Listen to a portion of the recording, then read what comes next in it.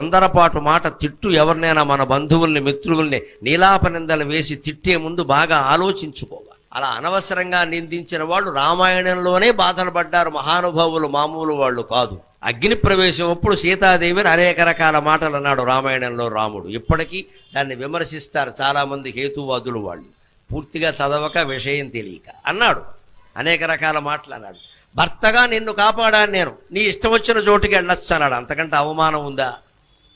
ఆ మాట ఎందుకు రాముడి నోట వచ్చిందో తెలుసా? సీతాదేవి ఇంచుమించు అంత మాటనే లక్ష్మణుడిని అందమ్మ. గమనించండి, రామాయణం చదవకుండా మాట్లాడకండి.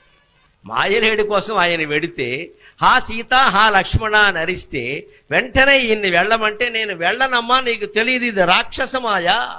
వాడు అనేక రకాల మాయలు చేసేవాడు మిమిక్రీ చేయలేడా? మిమిక్రీ చేసేవాళ్ళు బోళ్ళు మంది ఉన్నారు ఇక్కడ. అలాగే వాడు రాక్షసుడు లేడి వేషంలో వచ్చాడు, ఇప్పుడేమో ధ్వనిని అనుకరించాడు.